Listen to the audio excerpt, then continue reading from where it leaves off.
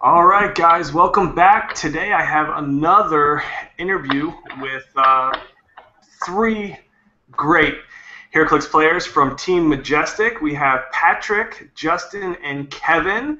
So I'm really excited to have you guys on today. You guys are in California, so you guys are 3 hours behind me. But we finally have got you on, and what a good year to do that, right? Patrick, thanks for having us on. Yeah, yep, thank you. Patrick has had quite a year. I don't know how many rock events you won, but clearly more than everyone else.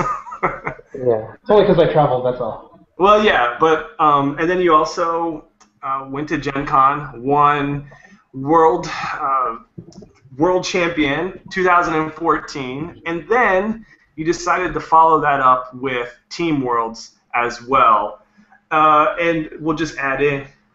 Let me turn this on. And to wrap it up, as of right now, we still have a couple more months. So who knows what's going to happen in a couple more months. But you also won Dragon Con. So I don't even know if I can't even fathom that. I know you do travel a lot, but I know there's a lot of other people that do travel. But that's got quite an accomplishment. I know I was talking to a lot of other players, and they've also said that hands down you've had the best year of everyone. But it's clear just on paper.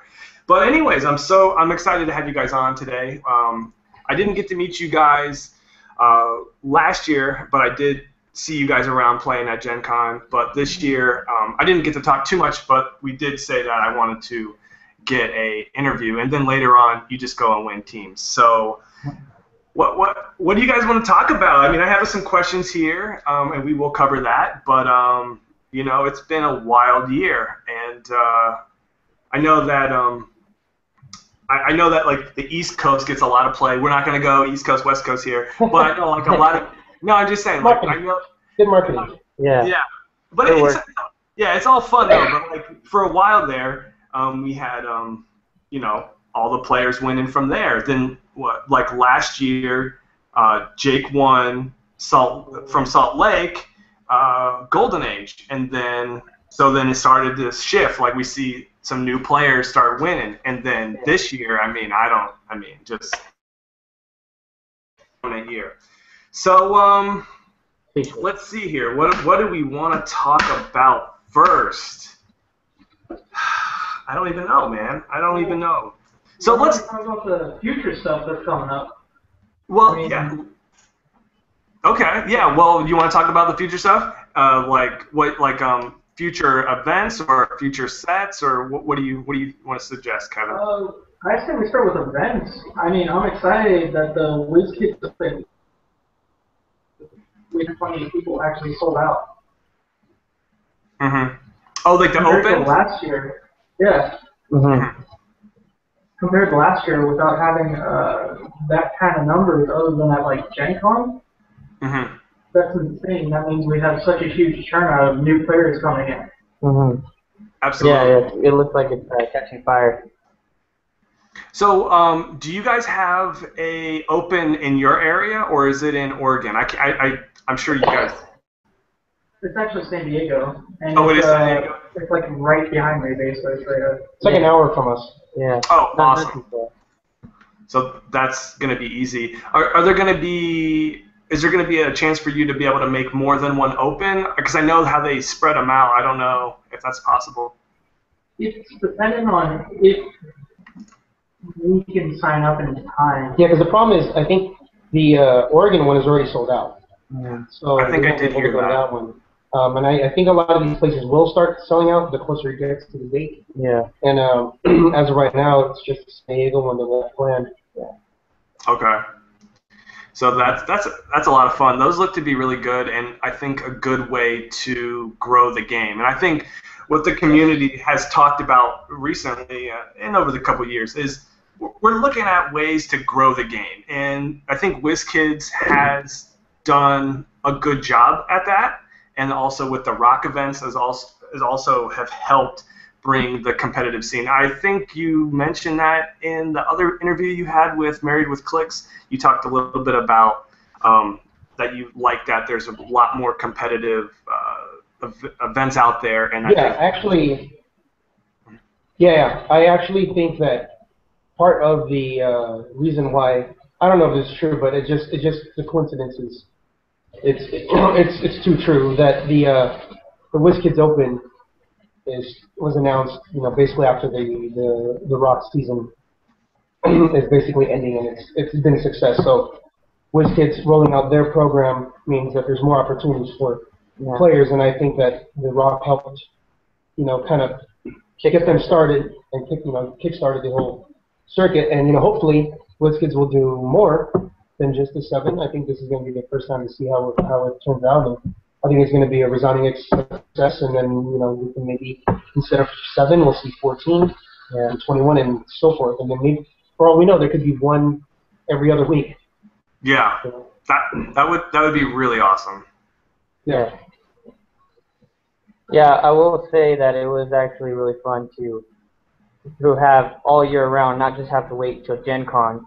It was actually really nice to get really good tournament play, not just at the end of the year, but in the beginning and in the middle, get really good practice. So that was a lot of fun. Yeah, and those Rock events are pretty competitive. Even though they do have sometimes they have a little bit different formats, but still it's high level. You're gonna build the best team you can with whatever format they give you. Mhm. Yeah. You definitely learn a lot. You will get the best players from the region, which Absolutely. For sure is like the #1 reason why I like to go this. I know a lot of those players, like I said this before, a lot of those players can't afford to travel to Gen Con or Indy or any place far. So if there's something that's close to them, that's a time for them to showcase their skills. Yeah. And if they did really well, maybe they might spend extra money to go to the next one. And that's what it's about, because then it's going to help grow even some more. Well, we met a guy, day 1 at Gen Con, who had said he just played in ROC 2 weeks ago. Oh, yeah. And he's been collecting for about 5 years, finally played, thinking that I might as well get a chance. The North Carolina one. Yeah. Loved the format and the people he played against. Yeah. He was always afraid of hearing that the meta scares him, basically. Yeah, and he actually enjoyed it. He said everybody there was friendly. There was, of course, 1 or 2 people that were being kind of a dink, but other than that, he said he enjoyed the whole, goal, and so that's why he decided to come out to Gen Con. Yeah, that's what helped him why he went to Gen Con. Yeah. If it wasn't for the competitiveness, he wouldn't have came to Gen Con. So, yeah. That's a good point, because if you don't, it's a lot of money to travel to, like, say, Gen Con, especially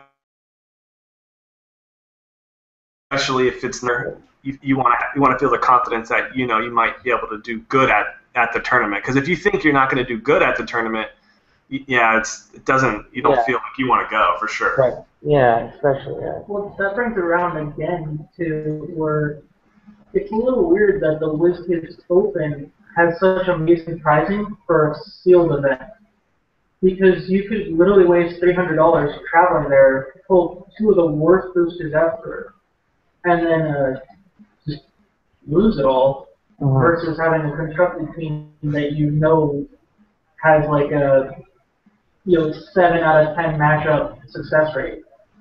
Yeah. Well, we can just, there's definitely 2 sides. Yeah. There's the sealed side and the constructed side. So obviously it's gonna cater to different group crowds. So it's not going to take away from one or the other. They're just different. If you want to play sealed, play sealed. If you want to play constructed, play constructed. So at least we have 2 different formats, both at the highest level, for people to be able to play. Yeah. So and I think that's going to be good, because then maybe one side will decide, maybe I want to try the other side. Right. And vice versa, and then that's how you grow it some more. I like the idea that they're doing sealed, because you get a lot of people say, if only this tournament was sealed, maybe I'd have a better chance. So I like that. Yeah, and you know what I did like, the Team Sealed at World was actually one of the best. It's probably the most fun that I've had. Yeah, because the odds were okay.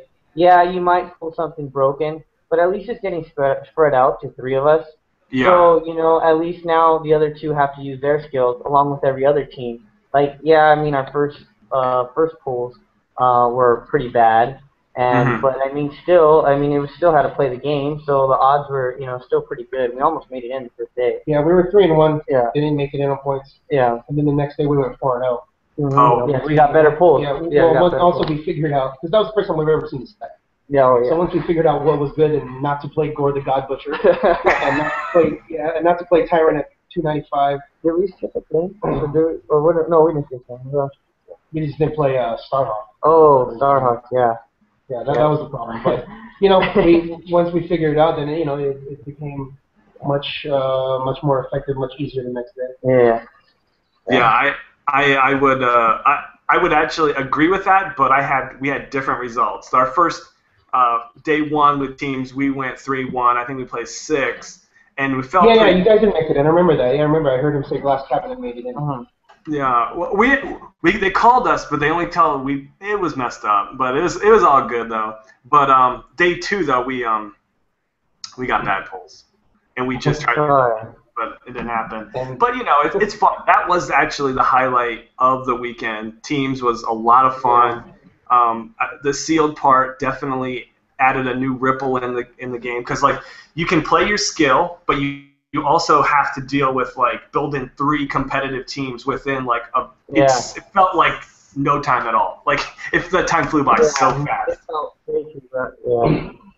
But I remember we just told Kevin, you're playing Tyrant at 300. Like, oh, we realized after it should have been 225, but still, yeah, it was pretty. So who got the best team out of the sealed? Who got the best team, and who got the worst team? Well, the first day, Justin, we gave him the best. Yeah, they did give him Dr. Spectrum. Dr. Spectrum was a beast. So we figured, all right, he should go 4-0. We just, you know, hopefully go 2-2. Maybe if someone goes 3-1, we get in. Yeah. Right. But then we just realized after the second round, we saw some of the crazier teams out there, like a Guardians of the Galaxy team with like Mantis, Starhawk, and Star-Lord, or Ronin with a bunch of Kree guys. Yeah, that was horrible. Just crazy teams, and that's when we knew, like, okay, we need to space it out a little bit more. Yeah, we definitely did our homework. The second day, we definitely had. I think we're all pretty even. Our teams were. It was even across the board. Yeah, I think. Yeah. So that was a fun event. I know that you guys took pride in that, because that was a team event. You know, bringing it back. Sure. So that's a lot of cool. There was a lot of close matches in there too. Like, I don't know about all your matches, but I was watching some other matches, and we had some like roll-offs, or like it was crazy. It was crazy. Yeah. So I don't know which one of you guys played the what was it, the team base? Which I can't even think of it right now. Kevin. Nimians. Minions, that's right. Just like I coined Golden for Hire last year. Okay, so let's just tell us how that match went, because it's been retold a couple times. But basically, at the last minute or at some point, you get the handcuffs on the Justice League and be able to turn the game around. Okay. So I had one chance at the beginning to get handcuffs on the JOA King base. And I sidestepped in the wrong place with Copycat, one square away from my team base for some dumb reason to not Copycat from the team base. And I rolled like a 9 to cup it. I, of course, missed. He moved his team base away, shot at my team base, dropped it to the second last click, and then pushed himself to be back in the starting area. At that point, I had one other chance to get him. And went all out, 3 props, got him, and at that point, it was basically over. Man. It was really lucky, because it came down to, I mean, him missing his rolls for the handcuffs, because right off the bat, I told him, that he can prop the action of the handcuffs. Oh, yeah. Because I was like, well, you know, it's the last game. I don't want to win by not having you know the rules.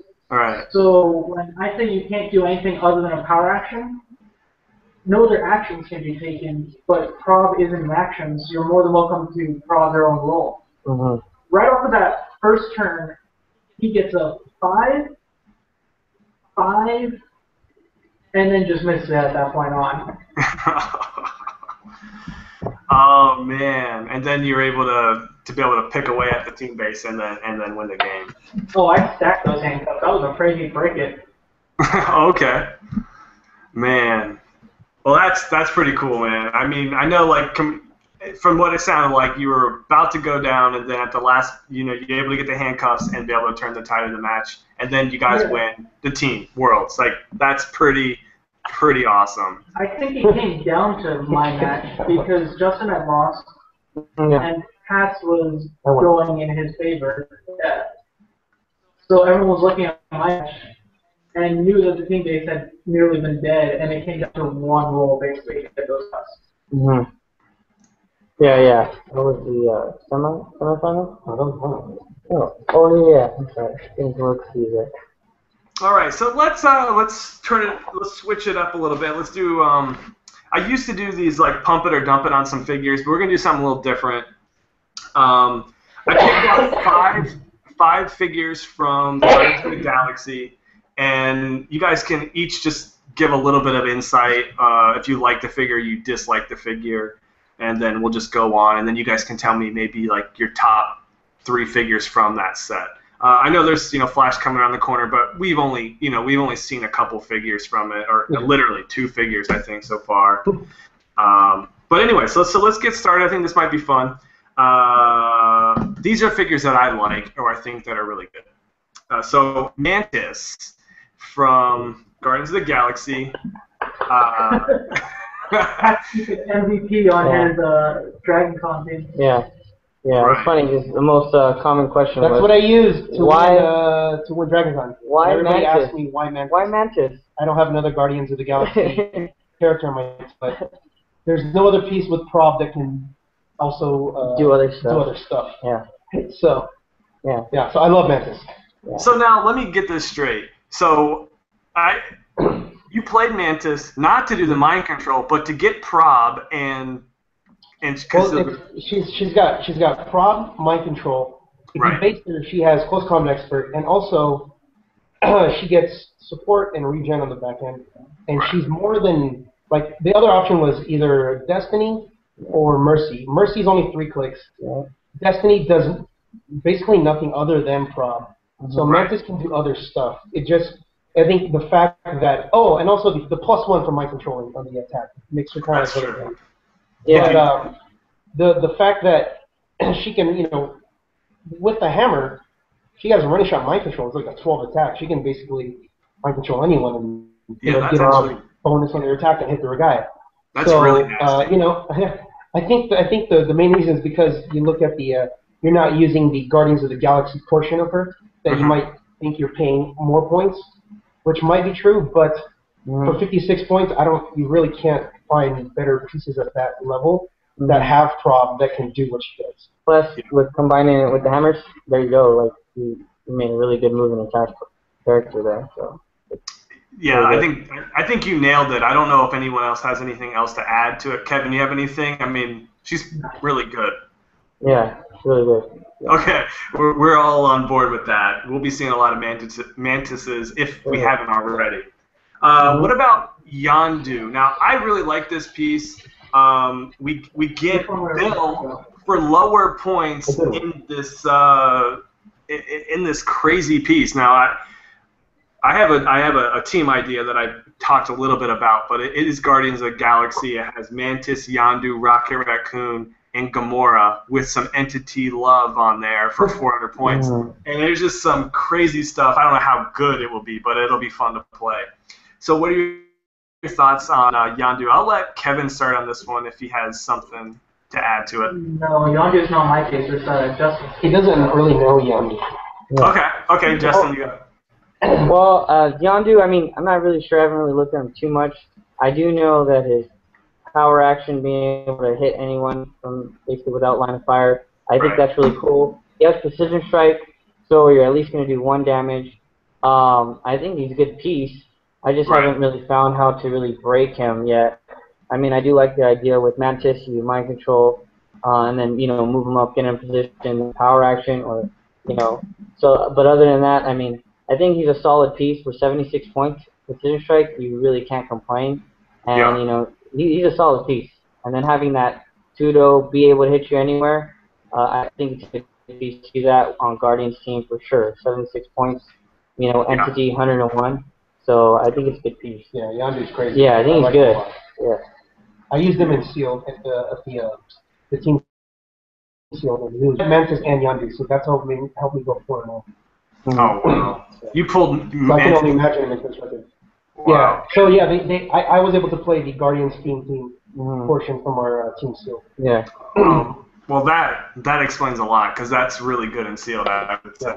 Like, Justin, what you said, like that combo is exactly kind of what I'm thinking. You mind control him, get the +1, move him out, and then because Rocket is a tiny size, so he can get carried, and it's the chase Rocket, so you get +1 to attack because you're adjacent, and he's got enhancement. Okay. Enhancement, yeah. Yeah. He's doing a lot. And then I don't know, give him Parallax, so now you got Psychic Blast, Precision Strike through walls. Yeah.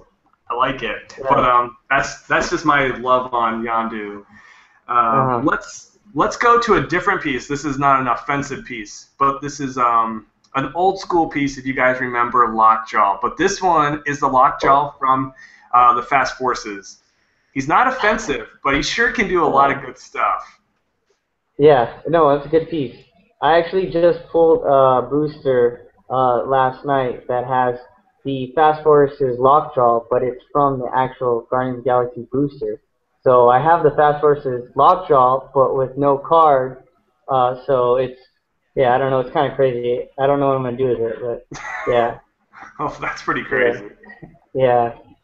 Yeah, that Lockjaw is really good. It definitely reminds me of the Fantastic Forces 24.1, the rookie Lockjaw. They both have 6 clicks. The only thing that I guess you can't really ask for much. It's 25 points or 50 points, but he doesn't ignore characters, doesn't phase, doesn't ignore. So basically, he's just a really good taxi. But with plasticity as the only way, let's say if you're playing like an indoor map, he's going to actually have to go around without going through a wall, which is, we've been spoiled with plenty of pieces that ignore stuff already. But that's like really the only thing that I can see would be a knock on Lockjaw. But other than that, it's 25 points. What more can you ask for? Yeah, that's a good point. I wasn't even really thinking about the whole the not having phase in, but yeah, I mean, because you look at the dial and you're like, man, there's a lot of potential there for such cheap points. I mean, it's crazy. Kevin, you have anything else to add to that? I mean, it's pretty good. No, it is pretty good. Like Pat said, it is like the older Lockjaw. I actually like the 75-point Lockjaw from the set though more because it phases through everything. That's true. It ignores everything. Yeah, that's the one thing that's pretty cool. Plus, if with the power battery, if you have constructs on everybody, they share keywords, so now they can carry anyone. So it's actually pretty cool. So. That's a good point. If you do the constructs, they all share keyword. That's really good actually. So basically all you need is a power battery. Yeah, which is it's everywhere, but it's really really good. This next figure, I got to play it in some battle royales. I don't know if you got a chance to play any battle royales at Gen Con, but there was a fun combination. We won't go into it, but Star Fox, the ability to sidestep and mind control. I don't know. I mean, it's not necessarily. I don't know if it's going to be a meta piece. Probably not a meta piece, but it's still a fun piece. I had fun with. I don't know if you guys had a chance to use the Star Fox. I actually have not. I don't really know. Yeah, I actually haven't. All I know is he has sidestep and part of mind control, what he said. But in the battle royale that I played, or in the seals that I played, I haven't seen him played. Okay. In the battle rounds, he wasn't pulled, so I really don't know what he does. But yeah, I mean, I'm just looking at his battle right now. Yeah, you can He's pull him only up here and take a 79 look points, at him. so it looks like he's pretty cheap. He's 79 Yeah, points. cost efficient. He flies too with sidestep. Dude, anybody with flying sidestep, dude, I love that. That's He's got a brother voodoo points. So honestly, the only thing I do is if I play a book team, I play him maybe. Oh, you guys, wait, okay.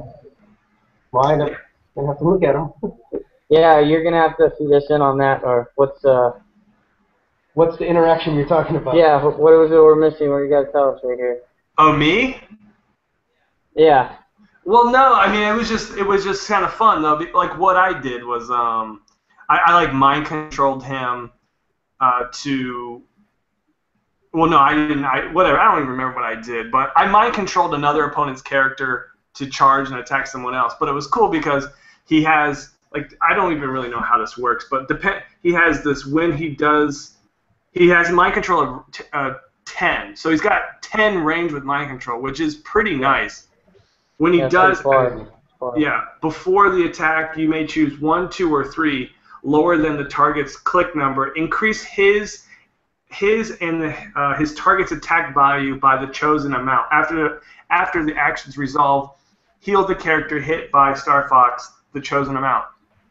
So basically, if you can get a bonus to your attack and a bonus to the attack of the person you mind control. Yeah, that's pretty good. Like a better brother voodoo. Yeah. The downside, though, is afterwards, if you do get those, he can heal. But, I mean, depending on how what you do, you could potentially get a pretty nasty mind control off. But, yeah, like I said, I don't think he is meta by any means. But he looked like he was kind of fun. I didn't know if you guys got the chance to play him or not. But that's that. And then the final... I'm going to look at him. Yeah. The final... Watch this. Yeah, the final figure, I know at Gen Con, a lot of people were talking about this figure like, wow, he's really good. And that character is Thane. Have you guys taken a look at Thane? Yeah, for sure. Yep, just pulled one yesterday, so I'm happy. Oh, yeah. Well, yeah, we were actually for Dragon Con. One of our other friends, teammates, came by and built a Thane team just to see what it would look like, right? Just in case someone might play something like that at Dragon Con. Right. So he's pretty crazy, man. I like him a lot. He's one of those few characters that can take like a 6 damage attack and still live because of his invincible. Yeah. There's a lot of pieces out there that can't do that because if they have a imperfect invuln, they're just going to get penetrated and then just dead. But Thane won't die, and I think that's a really big deal. Yeah, yeah, and if you pair him up with Parallax, he has invincible for all the clicks, I think, except for his last one, so or second to last one. So invincible on 5 out of 6 clicks, I'll take that any day. So it's pretty sick. Yeah. Well, I mean, it's pretty action pulse. Just to have him be, for example, carried out there with a walk dog, which is even human, and then have him free action pulse. Oh yeah, yeah, no, that is good. His pulse wave is really catch people off guard. You forget about it too, because you're like, oh shoot, he's beating me down. Then I'm gonna free action pulse wave you now. Yeah, it's pretty cool. It's definitely good. I actually pulled this on day 1, and it helped me quite a bit. So let's see here. I don't know how much of you know of the set because I mean you guys have been busy and the set is actually still pretty new. So maybe you guys don't have top 3 figures, but if you guys want to mention, a couple of your favorite figures from the Guardian set that you can think of off the top of your head. Kevin, go first. Kevin, go. Dr. Spectrum Prime was the piece that surprised everyone when I played at Dragon Con. Him plus rings. You want to elaborate, Kevin? Tell us why it's so good. Oh, I love Dr. Spectrum. He's crazy good. Right. Generally, what's going to happen is, at least in meta play, you'll generally be dealing with him having a 14 attack. The reason why is because in the rulebook, even special So white is considered a color, which gives him enough to attack. His passive ability, which is the pacifism or whatever, and they don't die. They come back on their last strike. Because the way it's worded, it allows you to basically give him the force buster. And impact him, right. When he hits, after he does his damage, if you die from the knockback, it still kills the character, because knockback specifically says after all damage is dealt by that character, then deal knockback damage, which is a game element of damage, and not the character's actual damage.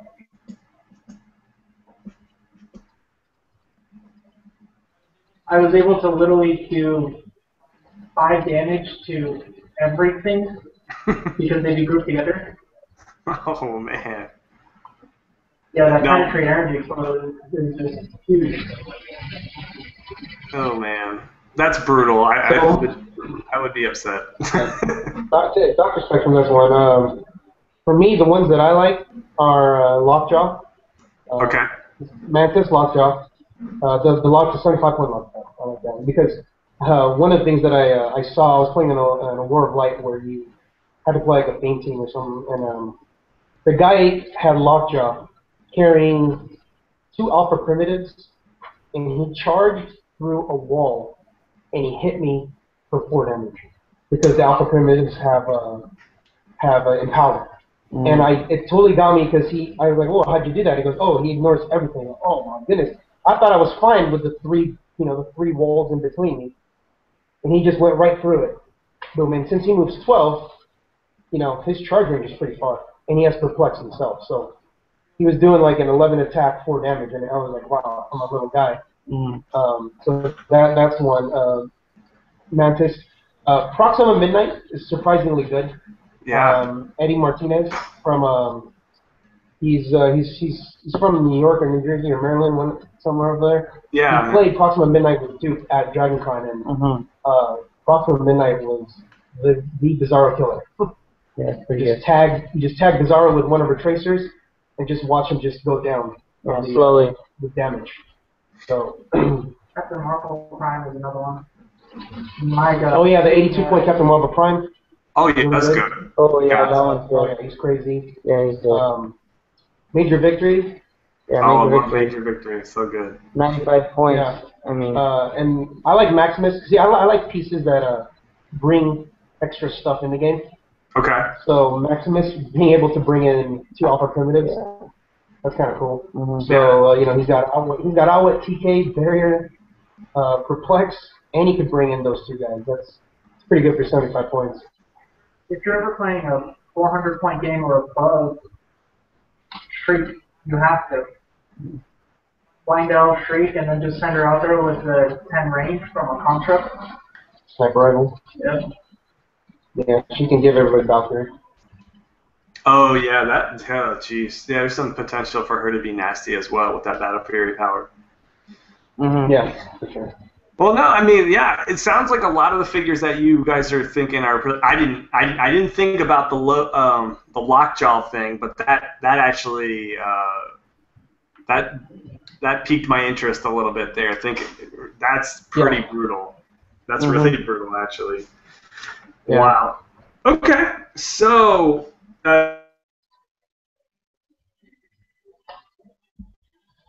Justin, do you have anything you needed to? Sorry, you're kind of breaking up there. Oh, sorry. Oh yeah. I mean, other than you guys took most of them. Yeah. Thane. Thane, obviously. He's a. I do like the Star-Lord. I mean, I think his outward trick's pretty cool. Yeah. I really like him. Him and Mantis. I actually really like. I played that in Sealed, so that was a lot of fun. I mean, other than what you guys said, I mean, you guys pretty much nailed it. So, right. That's cool. No, yeah, we covered quite a bit, and those really are the big thing. Yeah.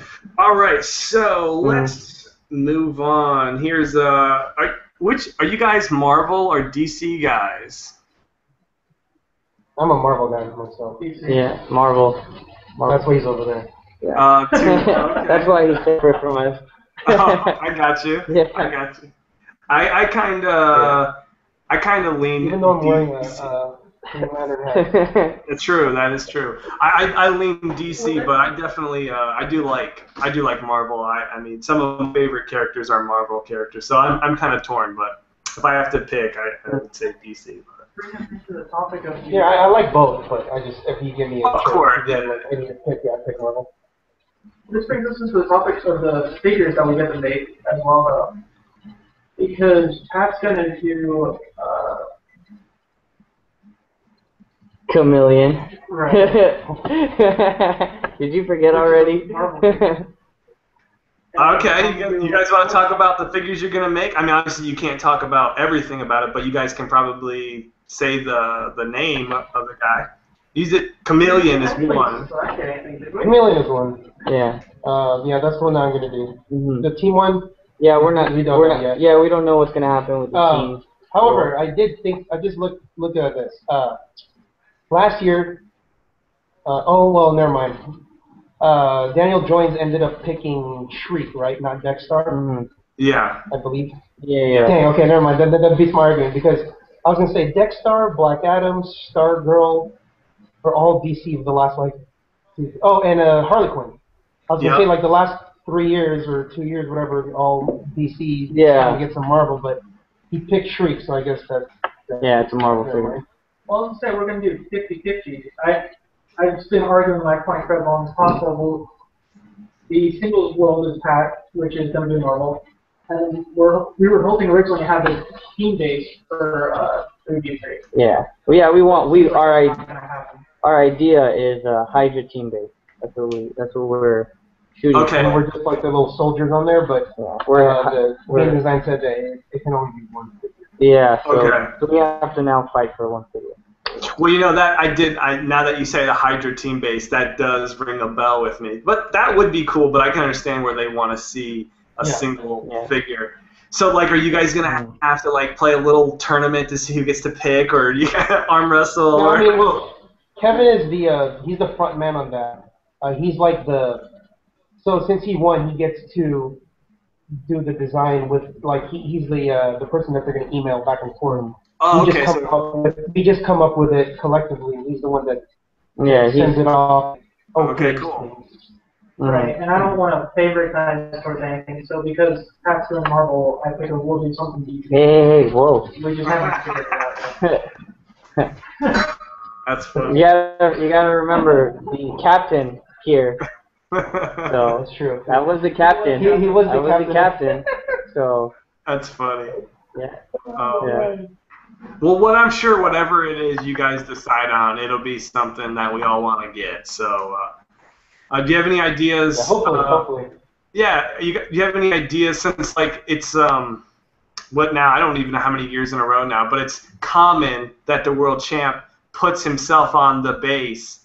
Is that something you're thinking about doing, or are you gonna break? Chameleon. I mean, you know Chameleon, right? The Spider-Man villain. Right. He could be anyone. Sure. Yeah. So, I was thinking maybe either a variant or something where it's me on the. It's just me, not Chameleon. Yeah. Actually, I think somebody. I like that idea. I really like that idea. Yeah. I don't know if they'll do that, but I think that would be cool. Oh no! Somebody brought up an idea. Yeah, somebody had brought up that be a good idea to maybe do it where his face is changing or something in the middle. It was kind of like a half version, or I don't know. Another one like it's in mid transformation. Yeah, something like that. So. I like actually all of those ideas, and I was just trying to think of like, how would you be able to do that? Like, because of course you want to do that. Like you get the chance to do that, you have to try to find a way to do that. So I like the idea of a variant. That'd be cool if they do that because they've been doing that lately with A versions and B versions. So yeah. Why can't they do that again? That's cool. That is cool. All right. Let's see here. Popular enough. What's that? I'm sorry.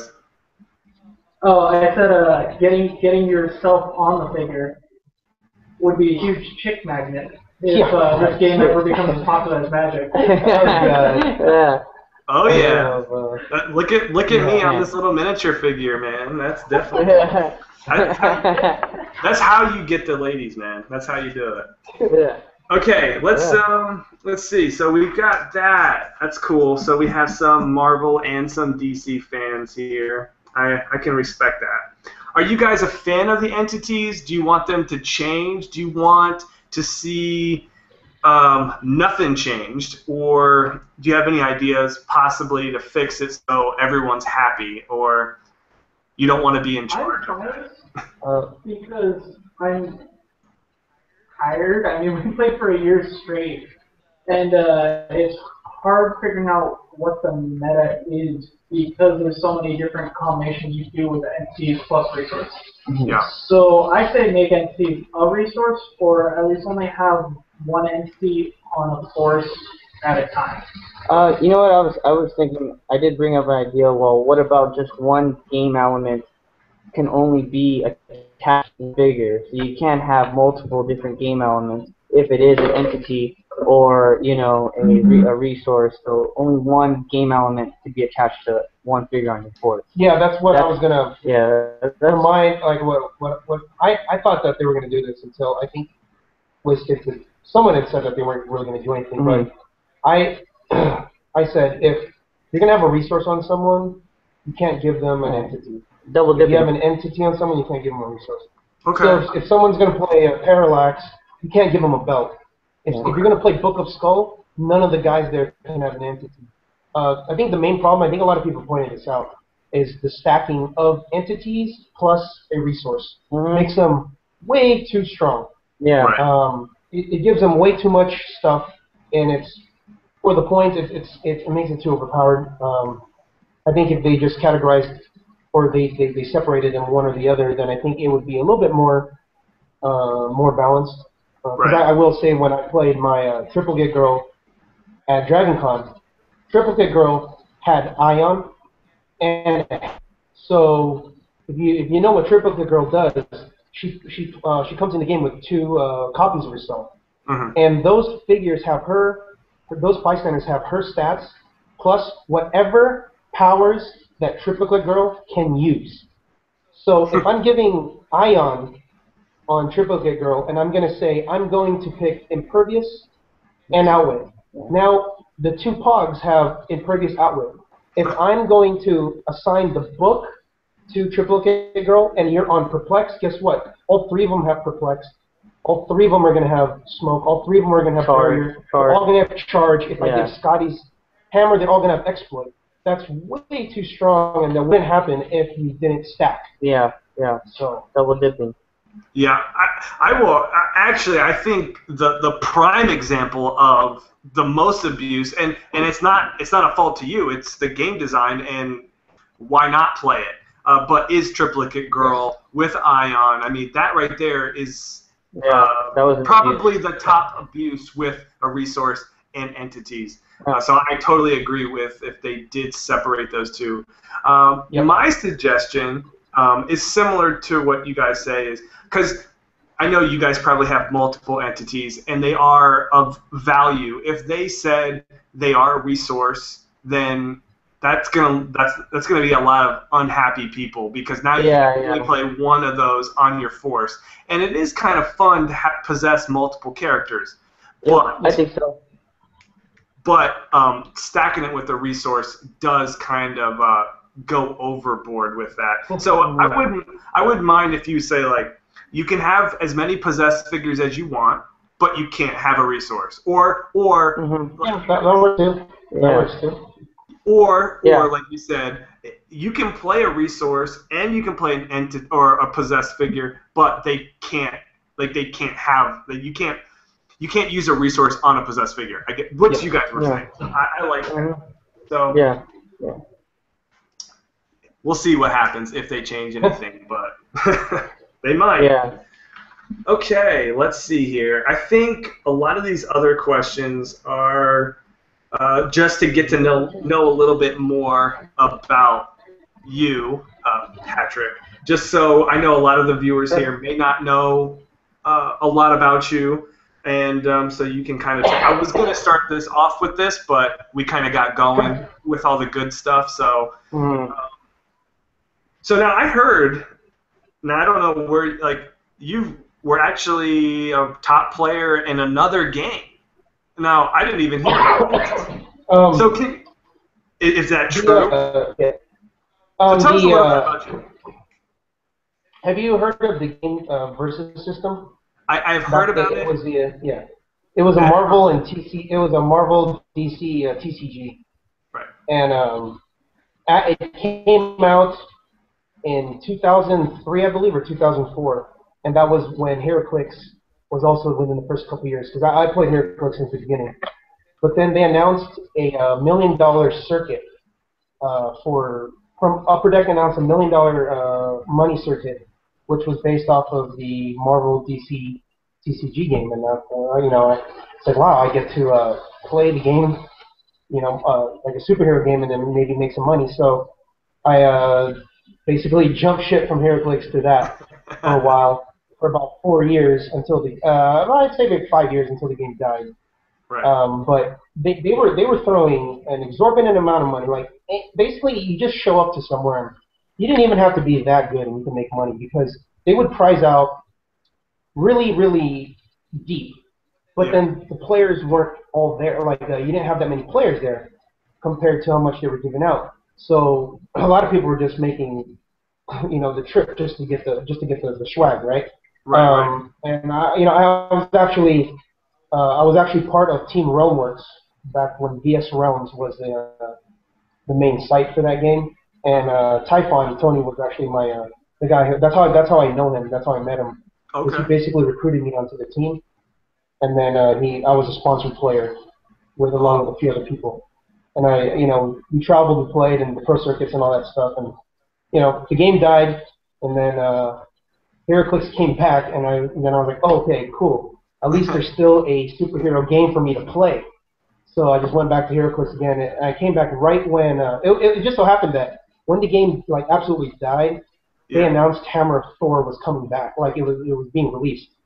So I was like, oh, this is my time to get on again, because the game Heroclix has been away for a year, because they were trying to find a new buyer or a new company. And then I just jumped on, and ever since then I was like, I would follow Worlds, I would follow Gen Con, I would follow what's Messi playing, what's Alan Mason playing, what's Franklin, all these guys, I would follow them, and then until I could finally make the trip to Gen Con, because I'd never been a Worlds type of event before here. I was of that magnitude before. Right. Well, that's very interesting. So you played Versus. I heard of it. I think I heard about the game kind of around the time that it died. So it was kind of like, oh, what's this? And then all of a sudden it just kind of went away. I was like, oh man, really? But that sounded like it was a lot. What was that? Yeah. He said they actually trying to make a comeback, and Gen Con was their first foray into seeing if it can be sustainable as an LCG. Are they trying to bring it back? Yeah, Upper Deck booth yeah, they are. There's a big thing about they're going to come back, blah blah blah, but it's going to be in a living card game model. Oh, that's kind of cool. I've tried some of those games. Those are kind of fun. Yeah. So that's I think what they're trying to do. And I also played WoW Minis before that died, and I played Battle Spirit before that died. And I played in the national levels of those games too, but neither of those games really, because I'm a big comic guy. Yeah. So because I own a comics and game store.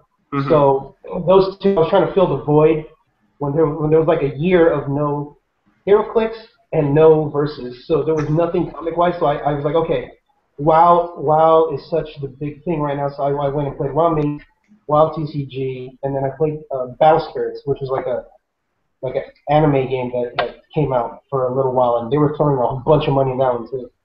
So I played those games for a bit, and then those died after about a year.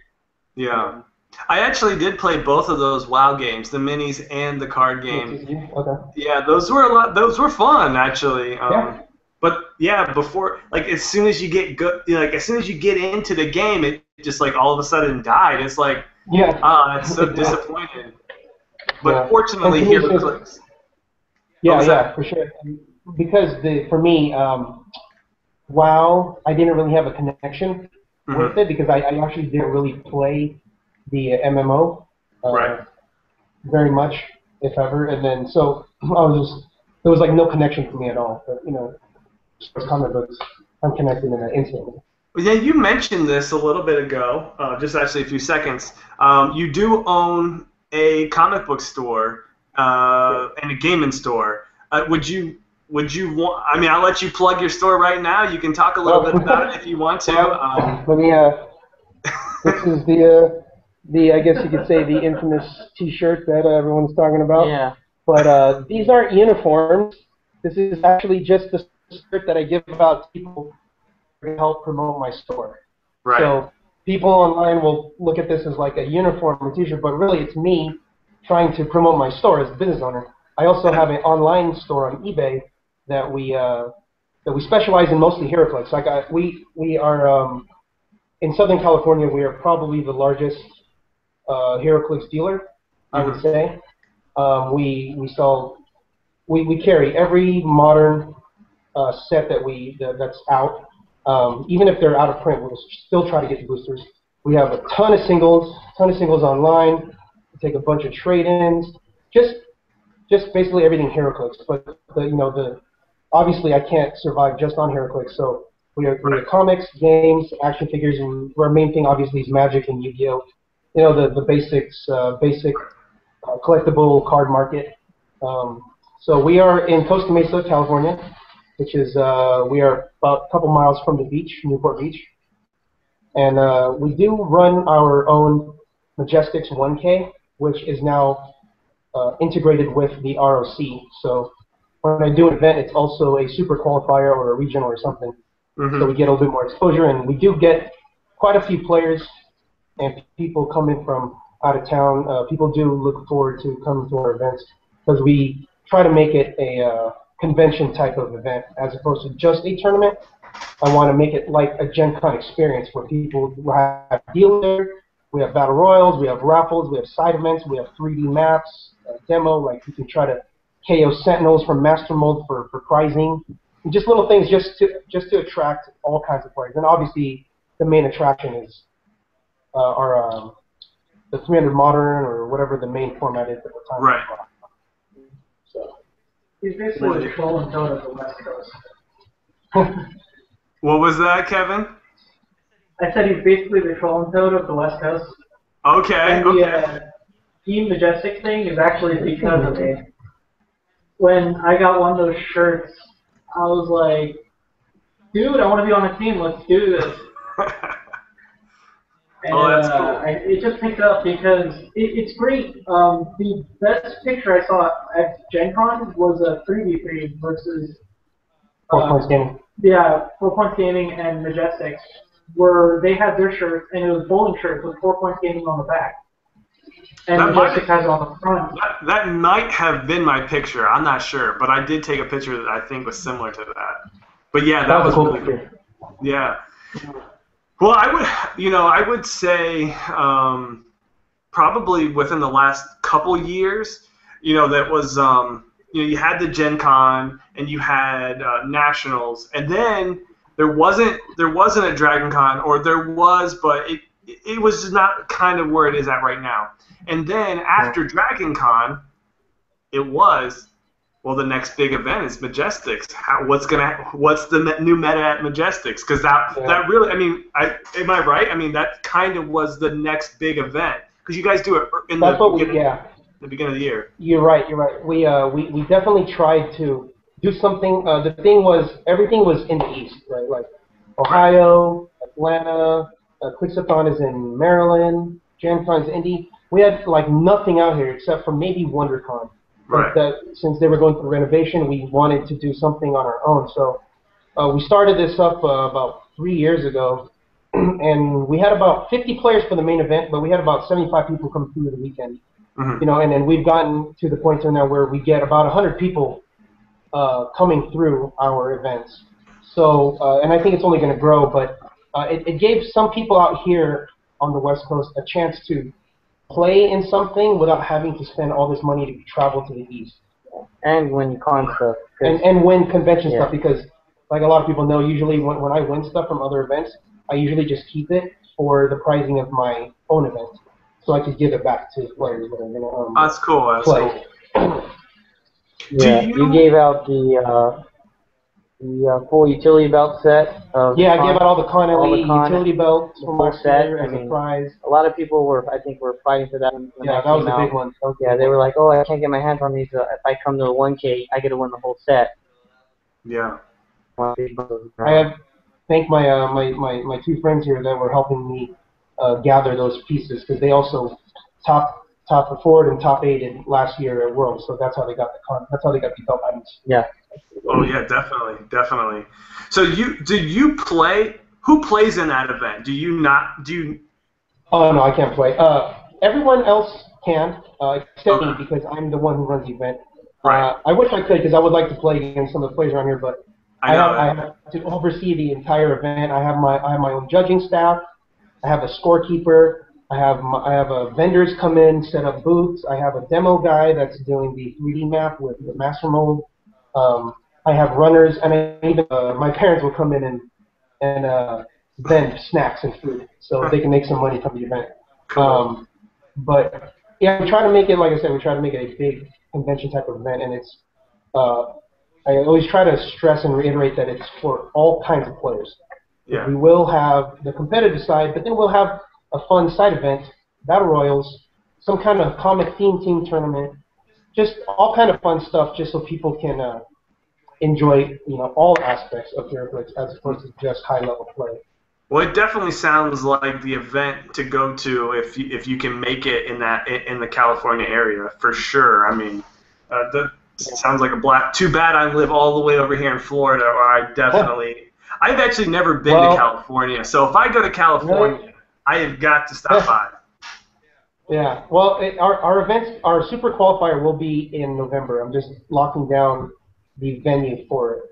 Because the main thing too, from winning the Dragon Con, all the money goes into an account for me to use for my events. Oh, well, that works out pretty good. That's pretty good. So that's part of our bylaws since I'm on the board. So I will be using that money to have a really extravagant event. But I made this deal with some other people. But if you want to make it out here to either our regional in February or a super qualifier in November, I will set you up with a hotel room for the weekend. Wow. You just need to find your way out here, and so you hear that from me from here today. Yeah. So because I really want a lot of people that I know from other parts to come out. So well, that sounds. Keep that open, all right? Yeah, man, I like that idea. That could help for sure. It's a long flight, but it's worth it, man. That'd be cool, man. We're by Disneyland, so if you bring the family, Disneyland is 15 minutes away. Yeah, you just have to bone out for 8 hours. So you guys expecting probably probably in upwards of 50 players, if not more, maybe 75 players this year? Well, for the super qualifier, I would imagine that we would get at least 50, because we usually get about 50 or more. Right. But because I think a lot of people who are going to try to make it out here will wait for the regional that we're going to be doing in February. Mm-hmm. I'll try to push it as early as I can. I'll try to make it maybe in late January, but we are going to have a regional for the Rock. And I think we should hit, I would imagine, 100 players. Because the pricing and the magnitude of that is way, way higher. Mm-hmm. And the scope of it's bigger. We will be using the super qualifier to feed into that. So if you win the super qualifier, you're already going to get a buy as well as free entry and all this stuff into it. So I usually work with a lot of the local stores around to try to drum up some interest and run little trial events so that they can get their players free entry.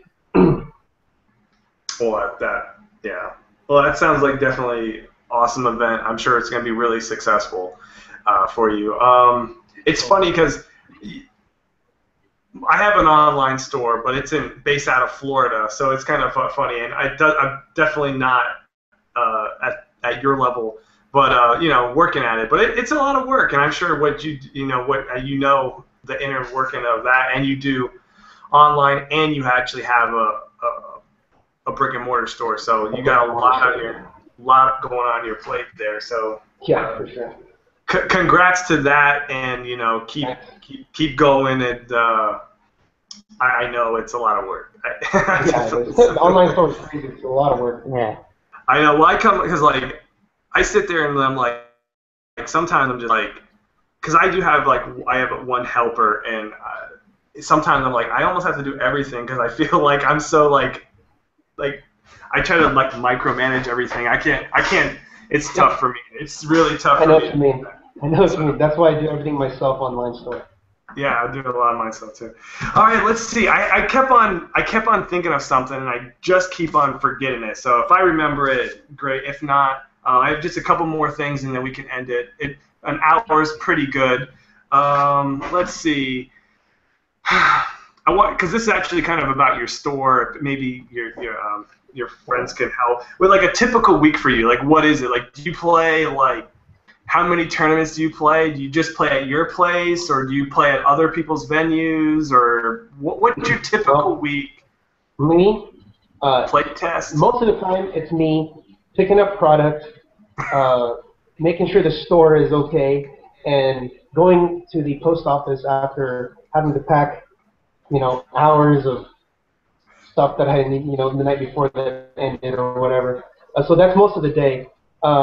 We do tournaments. Basically, we have a league on Monday, tournaments on Wednesday, and then sometimes the special storyline tournaments on Saturdays. Okay. So Mondays and Wednesdays are usually days where I would probably play Heroclix, but it's not what you think. It's me going to the store, running the event, and watching everyone else play. Right. Maybe during the week, if we're preparing for some kind of event, when we're preparing for Gen Fun, we would come on the off nights, and the team would gather, and then we would all come here after we close, probably 8 or 9 o'clock, until probably 2 or 3 in the morning. Sometimes just, later. Just testing. And that would go on for maybe 2 or 3 times a week. Sometimes more. Sometimes more, depends on how much we think we really need to get done. Yeah. But then, other than that, the guys don't really play anywhere else. I play at another local venue here and there, but for the most part, they just play at the store, and then we test at or Justin's place right here where we are right now. Yeah. So we're actually really lucky to have these stores around us. When Pat and I have traveled, we found out that there's a lot of places where it's one store for 30, 40 miles. Yeah, we have at least 10 stores within a 25-mile distance. Yeah. Yeah, so there's always other places to play. Yeah. And competition too. So. No, so if you have play a minimum of about 2 tournaments a week. 2 tournaments a week, 2 or 3. Yeah. Yeah, they get to play. Yeah, they get to play in more tournaments than I do because I don't play in my events, so they play in my events plus whatever else they would go to. Once in a while, I'll go with them to play in another event, but it's usually I'm either too tired or I just don't want to go and play over there. That's all. Which reminds me, War of Light. Sorry. Yeah. Well, you got War of Light. About that. You guys got War of Light coming tomorrow or Saturday? At another place. Yeah, another place. I didn't even know about. It slipped my mind because I don't have other stuff to worry about. Too. So now, with I would second with that. That's my day. Basically, in the morning, I'm like, what do I have to ship out? And I'm racing to the post office 5 minutes before they close. They know me. They're like, oh god. So I can relate. So on the competitive side here. Getting ready for, I'm guessing with the rock events, it was probably just kind of a little bit of prep, and then you just go travel and bring the best team you can get. It was just go, yeah. Yeah, but now with we try doing the best. So I mean, every tournament we go to that's a major one, we treat it like we need to place first, and we have to show up with the best team. but we don't like playing the same team over and over. So if you see in the rocks, we're able to evolve our team and our playstyle every time. Yeah. Right. Yeah, we'll try to come up with something different. You know, we'll try to see, okay, hey, this guy played this this past weekend or whatever ROC, and like, okay, we like that. Can we work with it? You know, how can we break it? You know, that's usually when you ask what we usually do. Like some of those nights were, okay, hey, I like this piece. How can we break this? How can we make it good? And then we'll come up with a team, play test it. We didn't like it or we did. You know, and that's really how we come up with most of our different ideas. Like truly seeing other people play it too. You know, so. So I will second that. Oh, no, I was gonna say you guys do play a lot of different teams. You guys don't, you guys play. Yeah. You didn't play the same team, or even if you play the same team, it's a different person playing that team. It's kind of mixing it up, keeping it fresh. That's good. Yeah. Yeah, because ultimately, Heroclix, you want to play as many pieces as you can, right? Because you want to try to test out all the pieces. Yeah. Which is why sealed is good, and also sometimes what we do is we'll just, like if there's a set that comes out, I'll tell Kevin, hey Kevin, buy some boosters and let's just play sealed right now. And then so that way we get to familiarize ourselves with the figures, but also so we can say, hey, we've played every piece. Yeah. Yeah. You know, which is kind of like the point. Yeah, it is the point. There's a lot of things on paper that look good, and then once you play the figure, it's terrible, and the other way around. Absolutely, definitely. I know there's some numerous figures that I've seen, and I'm like, oh, this looks really good, and then you're like, you play it, or you're shocked that no one else is playing it, and you're like, well, what am I missing? And they're like, oh no, it doesn't do this, and you're like, oh man. Okay. Yeah. Yep. All right, guys. I mean, it's been good. I enjoyed this interview. I hope you guys enjoyed it, and I extend this offer again, and maybe next time we can possibly bring other people on. I don't know who. I mean, there's. Yeah, sure. But it's been a lot of fun, and the last thing I'll leave you guys with, because it's kind of getting late for me. I'm losing my brain. But what's your favorite hobby besides Heroclix? Like, do you like sports, or I see Angels hat on there, so you're a big, I'm assuming, a baseball fan. I like baseball as well. But other than Heroclix and working, is there any time for any other hobbies? Yeah. Hobbies? Well, I mean, I do like a lot of sports, obviously. You know.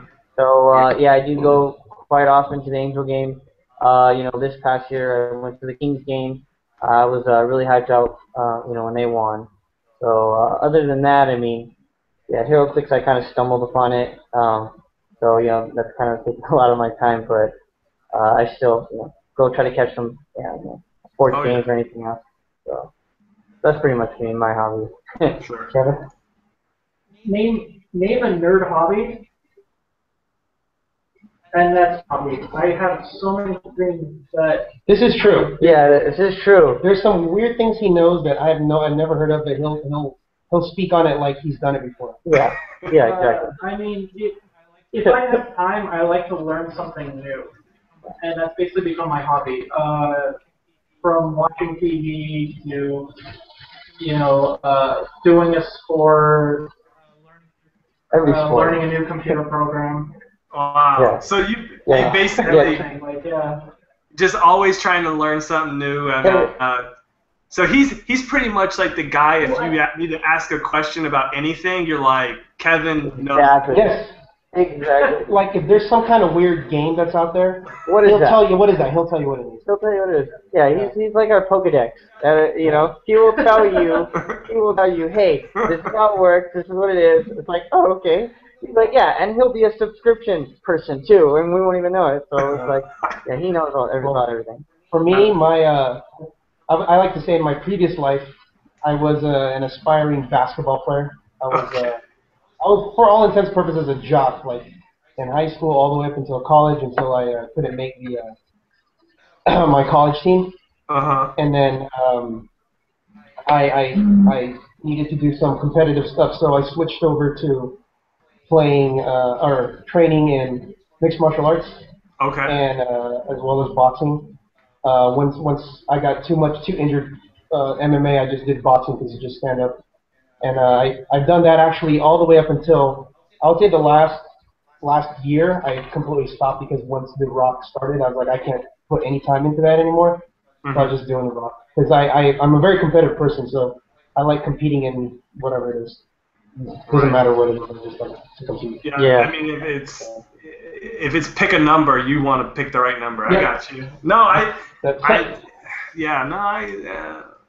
that's funny. We very similar. I can't. I was telling someone the other day. I was like, we were playing World Light, and I lost because I did the stupidest thing. I don't even know why I put my Sodom yacht out there thinking whatever. He outwitted it, hit it 2 times because it kept the same power. Anyways, I'm just sitting there just like, man, I don't like to lose. Like, I'm really too competitive to but it's just fun. It's just fun. See, but I'm the complete opposite. Kevin's opposite. You don't care? You're just like, no, I mean, there's definitely a competitive nature. But, yeah, it's the thing that if ever I play someone, I don't want them to say, oh, he didn't give me this piece of information, so he beat me, or he's not better because there was a mistake made or something. So I'll actually help them, which deters me winning sometimes. Yeah. But I'm cool with it. Yeah. First time I met Kevin, I mean, he did tell me, hey, make sure you do this, make sure you do that, so I'll give him that. Well, that's just being a good sport, That's I like that. So Kevin, I gotta ask you this. So what? Because I'm guessing you're gonna have an answer for this. Actually, I have 2 questions. First one, what's your favorite board game, or what's your favorite board game? Because I'm sure you played some board games. Ooh, I need to answer on that too after. Like if I was gonna go to game night, right? I'm going to game night, and I'm like, I want to play maybe a new game, and I'm like, well, what would be the fun? And I hear Ticket to Ride, but let's not. I want to hear this like B-class game that's awesome. And that kind of stuff? Have you ever played King of Tokyo? It's just a quick, fun game. King of Tokyo is fun. Yeah. I had not played that, but I bet it is fun. Okay. It's basically Yahtzee against all of your opponents. Which are your friends. It's made by the guy who made Magic. Oh, okay. Have you guys tried Dice Masters, Marvel Dice Masters? Yes. What do you guys think about it? So, I like it. It's a really fun game, but currently it's weird because of the way that they group the dice. You can technically cheat if you're, there's a way, like, blind people with their senses. As soon as they touch the dice, they know what it is. And so I'm not going to join the game just because it's too easy. I will say, but I want to mention was Catan. That is one of my. Catan is awesome. Settlers of Catan is an awesome game. Dominion, that is an awesome game too. Both those games are fun. I don't know if have you played either of the two? I played Catan. Yeah, that was fun. I only think I played it one time, but it was a lot of fun. Yep. Yeah. Have you played Ticket to Ride? You mentioned it. I have not played Ticket to Ride, but I hear a lot of good things about it. That's fun. If you're gonna play it, I would recommend the European map, not the American map. It's too easy. Oh, okay. So, that's good advice. Favorite board game, Axis and Allies. Axis and Allies. Okay. It'll take all day to play. What about Risk, man? That's old school right there. Oh, dude, if you want to be there for 8 hours, yeah. It's fun, man. Yeah. So, yeah, Risk is fun, though. It is fun. When you get to the end, it is fun. But after that, it's 2 o'clock in the morning fun. I mean, it's a grueling game for sure. I mean, I don't. Oh yeah. I only think another game that I don't think I've ever even finished a game of Monopoly or anything like that. But that's another whole thing. Yeah, Monopoly is fun too. That's a whole nother thing. You know what I want is in the Thor minigame, as well as another minigame. I think the Superman one. They brought up a little what was it, 2x3 or whatever map that was cardboard. Mm-hmm. If they can bring out a Heroclix map that's an actual Heroclix map that you can fold out like a board, boom, new favorite board game. There you go. Yeah, yeah. They are pretty cool. I mean, it's too bad they're not bigger. But. Yep. All right, guys. I think we're gonna end it here. You guys have been great. I kept you guys for even an extra 15 minutes, but it's been good. Thanks a lot for coming on, Patrick, Justin, and Kevin. And you guys are 2014 World Champions, and Patrick also is Singles Champion, also Dragon Con Champion. So. Well, for the sake of every other player in the world, good luck to them, because they're gonna. I think you probably have a target on your head, not a literally target, but like like a red laser right there. Like, man, I can just retire on top. People are gonna be like, they want to beat you, and you're going to have to bring your A game every week, which I know you probably do, and you like the competition. So, good Let me give luck. one shout out. Let me give one shout out real quick. Go ahead. To Paris Gordon. He's the one that gave me the idea for the triple get girl. So okay. Paris, I got you. To a lesser extent, only because I saw him play this before, Jake Williams, because he did play a triple get girl at our 1K event. But Paris was actually the one that actually talked to me more about it. So. Those two guys. All right. All right. Awesome. And hey, thanks a lot, guys. And we'll have to do this again. And maybe after another a big tournament or something. So that's all I got for you guys today. All right.